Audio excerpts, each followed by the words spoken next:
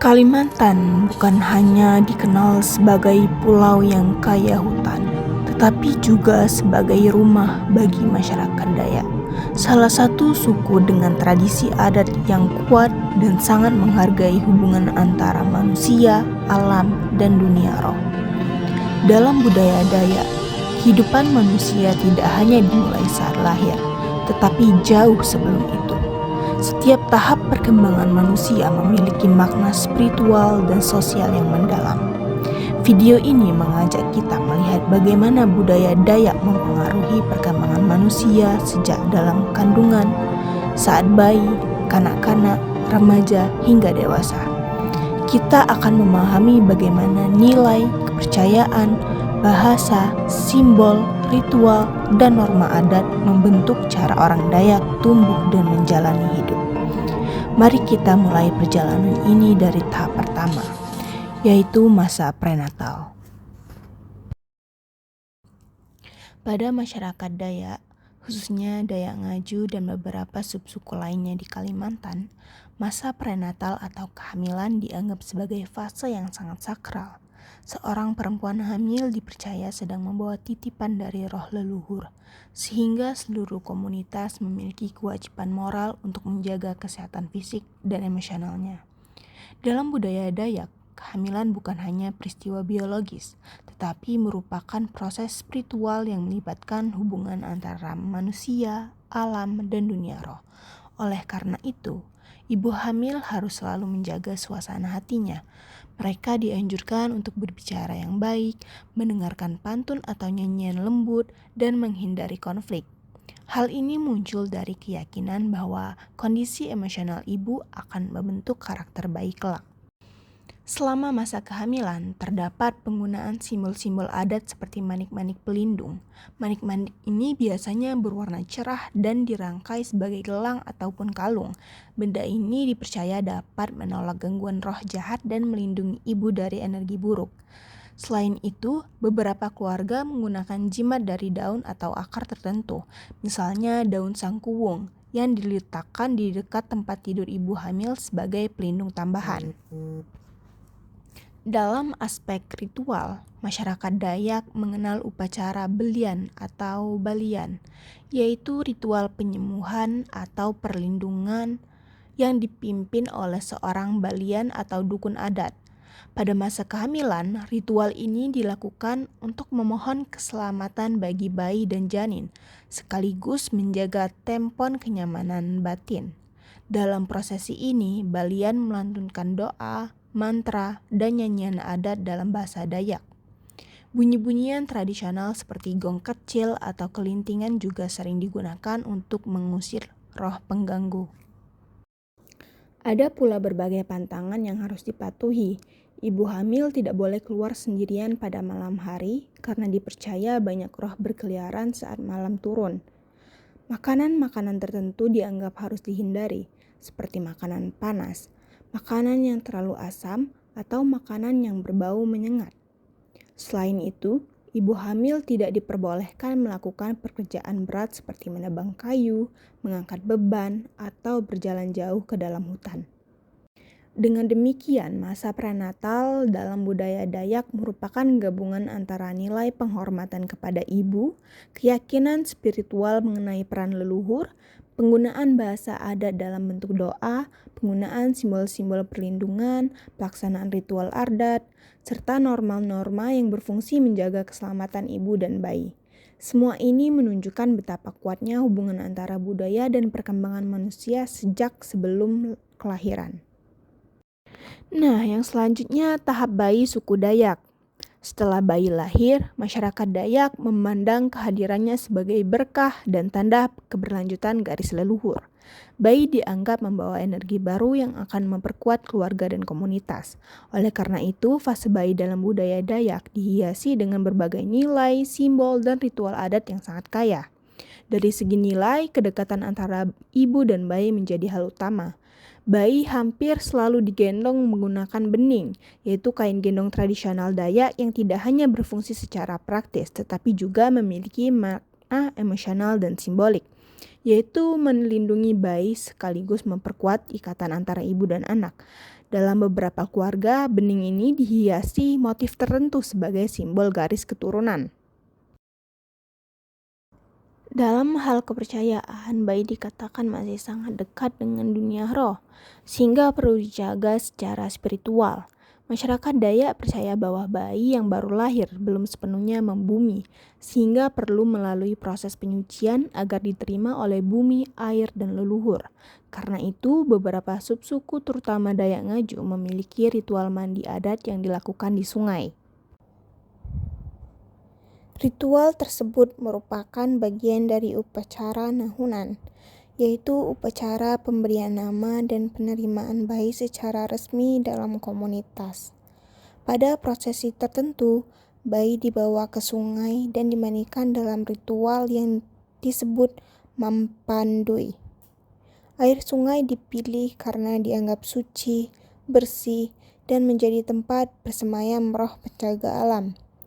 Balian atau bidan adat memimpin prosesi tersebut dengan mencipratkan air ke kepala bayi sambil melafalkan doa adat dalam bahasa Dayak.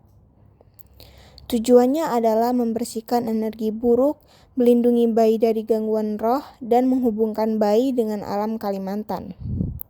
Selain mandi sungai, keluarga biasanya membawa sesaji kecil seperti beras, minyak, bunga, atau sirih sebagai simbol rasa syukur. Ritual ini juga menandai bahwa bayi telah diterima oleh alam dan masyarakat. Simbol-simbol lain seperti manik-manik kecil atau gelang pelindung sering dipakaikan pada bayi untuk menunjukkan identitas adat dan sebagai bentuk perlindungan. Bahasa Dayak sangat sering digunakan pada fase ini, baik dalam bentuk nyanyian pengantar tidur, panggilan sayang, maupun upacara-upacara kecil di rumah. Nah, dengan melihat seluruh proses ini, masa bayi bagi masyarakat Dayak bukan sekedar merawat secara fisik, tetapi juga membangun perlindungan spiritual, ikatan emosional, dan identitas budaya sejak usia dini. Baik, selanjutnya itu adalah materi mengenai tahap perkembangan masa kecil anak Dayak. Jadi di bagian ini saya akan menjelaskan bagaimana perkembangan masa kecil anak-anak Dayak yang dibentuk oleh budaya mereka sehari-hari. Kalau kita lihat dari konsep developmental niche menurut Shiref dan Levy, perkembangan anak itu selalu terjadi di dalam ruang budaya yang sudah penuh dengan praktik pengasuhan, struktur sosial, dan makna-makna hidup tertentu. Jadi pada anak-anak Dayak, hal ini terlihat sangat jelas. Sejak kecil, mereka tumbuh dalam lingkungan yang sangat komunal. Anak itu tidak hanya dibesarkan oleh orang tuanya, tapi juga oleh seluruh komunitas. Mereka belajar bukan dengan teori, tapi juga dengan melihat dan ikut terlibat langsung. Misalnya, ketika anak keluarga mempersiapkan gawai, anak-anak biasanya ikut membantu. Nah, dari situ mereka belajar aturan adat, nilai gotong royong, dan juga rasa hormat pada leluhur dan alamnya. Bahasa ibu mereka pun punya peran besar. Bahasa Dayak yang penuh dengan simbol dan cerita, anak-anak tidak hanya belajar berbicara, tapi belajar cerita-cerita yang menanamkan moral dan identitas. Ritual seperti tampung tawar dan tolak bala juga menjadi ruang di mana anak memahami bahwa dirinya adalah bagian dari komunitas besar yang saling menjaga. Namun, ada satu tantangan yang mulai terlihat di penelitian 5 tahun terakhir. Anak-anak ini sekarang berada di antara dua dunia, yakni dunia adat dan dunia sekolah modern. Jadi, seringkali ada tarik-menarik antara nilai budaya dengan tuntutan pendidikan formal. Mereka harus belajar menyeimbangkan keduanya, dan itu pun sudah menjadi bagian dari perkembangan mereka sendiri. Untuk memudahkan gambaran, bisa kita bandingkan dengan fenomena yang banyak terjadi di Indonesia, seperti ketika anak daerah yang mulai kehilangan bahasa ibu karena terlalu fokus pada bahasa nasional di sekolahnya. Hal yang sama dialami oleh anak Dayak, sehingga proses tumbuh kembang mereka tidak hanya belajar tentang motorik dan sosial, tapi juga belajar tentang bertahan di tengah perubahan budaya. Jadi, perkembangan masa kecil anak Dayak itu pada dasarnya adalah perpaduan antara tahapan universal anak dan nilai budaya yang hidup dalam keseharian mereka. Nah, selanjutnya itu ada materi mengenai tahap perkembangan remaja Dayak. Jadi kalau misalnya kita masuk masa remaja, proses perkembangannya itu menjadi lebih kompleks. Kalau pada masa kecil anak belajar lewat observasi, nah remaja Dayak ini mulai memasuki fase pencarian identitas. Ini sejalan dengan teori Erikson tentang identity and role on vision. Remaja Dayak menemukan identitas mereka melalui pengalaman langsung dalam komunitas. Misalnya, saat mereka ikut terlibat dalam ritual gawai, mereka bukan hanya membantu orang dewasa, tapi mulai diberi peran sosial tertentu.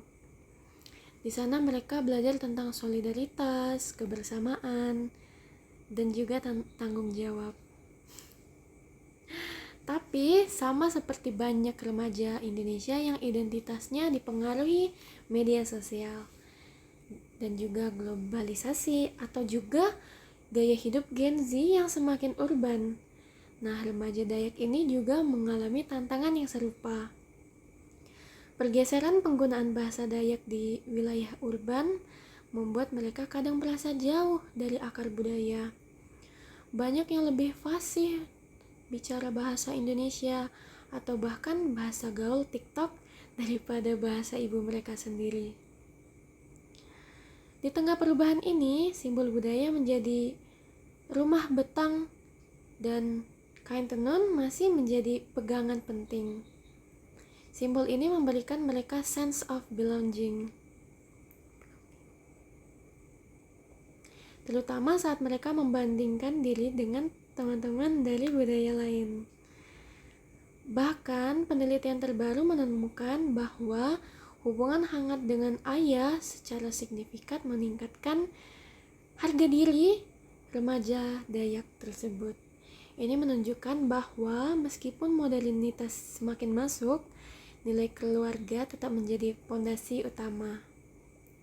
Kalau kita tarik sedikit ke fenomena sehari-hari, seperti bagaimana sih remaja perkotaan yang mulai ikut kelas tarian tradisional untuk reconnect dengan akar budaya mereka. Remaja Dayak pun mengalami hal serupa. Misalnya mereka ingin modern, tapi juga tidak ingin kehilangan identitas. Pada akhirnya, remaja Dayak ini berada di jalur yang berada di tengah dua arus, yakni broad socialization dari globalisasi dan narrow socialization dari adat. Nah, mereka terus belajar menegosiasikan siapa mereka sebenarnya, apa peran mereka, dan kemana mereka ingin melangkah sebagai bagian dari komunitas Dayak hari ini. Baik, terima kasih. Masa dewasa dalam perspektif psikologi lintas budaya.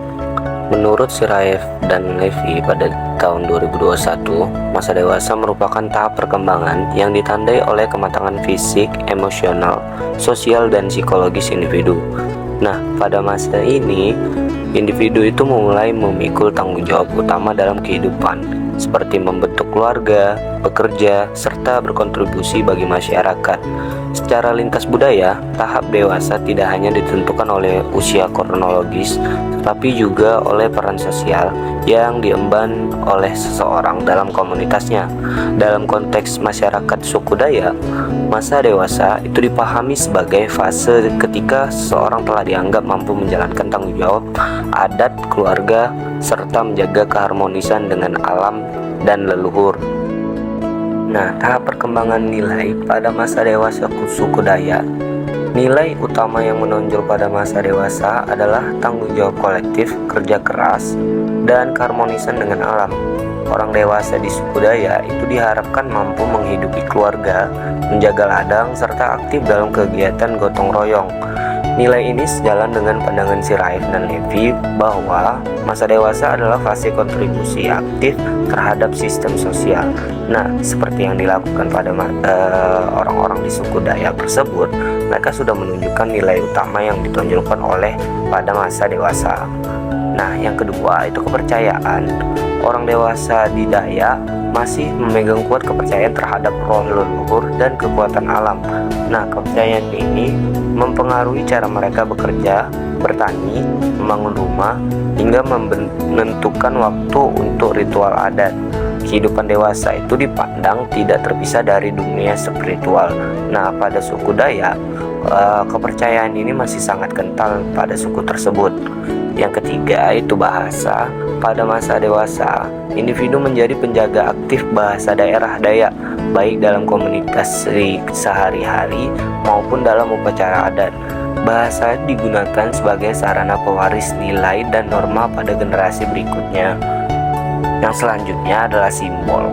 Simbol-simbol seperti tato tradisional, pakaian adat, dan motif ukiran rumah panjang atau rumah batang mulai memiliki makna sosial yang lebih dalam. Simbol tersebut menandai identitas, status, dan kematangan peran seseorang. Selanjutnya, ritual. Orang dewasa terlibat penuh dalam ritual penting seperti upacara panen, perkawinan adat, serta ritual penyembuhan. Dalam perspektif Siraif dan Levy, ritual itu merupakan bagian dari proses sosialisasi yang memperkuat fungsi sosial individu di tahap dewasa. Nah, selanjutnya ada norma. Norma pada masa dewasa itu mengatur tentang pernikahan, pembagian kerja gender, kepemilikan lahan, serta tanggung jawab sosial. Adapun pelanggaran norma adat itu dapat dikenakan sanksi sosial maupun denda adat yang telah ditetapkan oleh pemangku adat. Selanjutnya, masuk di tahap masa dewasa akhir dalam perspektif psikologi lintas budaya. Nah, Siraif dan Levy pada 2021 itu menjelaskan bahwa dewasa akhir atau late adult ditandai oleh perubahan fisik, penurunan kekuatan tubuh, serta meningkatnya refleksi terhadap kehidupan. Namun secara sosial, individu lanjut usia itu justru sering mengalami peningkatan peran sebagai sumber kebijaksanaan dan otoritas moral, terutama dalam budaya kolektif seperti suku Dayak. Hal ini itu sangat relevan dengan masyarakat suku Dayak yang dimana orang lanjut usia itu memiliki posisi yang sangat dihormati pada suku tersebut. Nah, bagaimana sih nilai-nilai pada masa akhir di suku Dayak? Yang pertama, nilai utama yang melekat pada lansia di suku Dayak adalah kebijaksanaan, kesabaran, dan keteladanan hidup. Orang tua pada suku Dayak itu dihormati sebagai penyimpan pengetahuan adat, sejarah kampung, dan aturan tradisional. Selanjutnya, kepercayaan. Pada masa tua atau lansia, keyakinan terhadap kehidupan setelah kematian dan peran roh leluhur itu semakin kuat. Kematian tidak dianggap sebagai akhir, melainkan sebagai perpindahan ke alam roh. Nah, kepercayaan ini itu membantu individu pada masa dewasa akhir mencapai penerimaan diri, sebagaimana yang dijelaskan Siraif dan Levy bahwa spiritualitas sering meningkat di usia lanjut. Selanjutnya ada bahasa. Lansia berperan sangat penting sebagai penutur asli bahasa Dayak yang paling fasih, terutama dalam bahasa ritual dan ungkapan adat. Mereka menjadi sumber pembelajaran bahasa bagi generasi muda. Selanjutnya simbol. Pada fase ini, simbol-simbol seperti tongkat adat, pakaian khusus tertua adat, serta rumah batang menjadi penanda status sosial sebagai sesepuh atau pemuka adat. Selanjutnya ritual. Orang dewasa akhir berperan sebagai pemimpin atau penuntun dalam ritual adat seperti upacara kematian, penobatan pemimpinan adat, dan keselamatan kampung, doa bersama. Ini menunjukkan bahwa peran sosial pada fase ini lebih bersifat spiritualitas dan simbolik. Selanjutnya ada norma. Norma terhadap lansia sangat menekankan penghormatan, perawatan oleh keluarga, dan perlibatan dalam pengambilan keputusan adat. Di suku Dayak sendiri, mengabaikan lansia itu dianggap sebagai pelanggaran nilai moral dan adat. Nah, keterkaitan dengan teori si Raif dan Levy, apa sih sebenarnya keterkaitannya? Nah, si Raif dan Levy 2021 itu menegaskan bahwa perkembangan manusia itu tidak dapat dilepas dari konteks budaya. Masa dewasa dan dewasa akhir bukanlah sekedar fase biologis, tetapi merupakan fase sosial dan kultural yang perannya sangat ditentukan oleh nilai-nilai masyarakat. Dalam budaya sendiri atau dalam suku Dayak sendiri yang bersifat kolektivis, individu dewasa dan lansia itu tidak dipandang sebagai pribadi yang terpisah, melainkan sebagai bagian vital dari sistem sosial, spiritual, dan adat.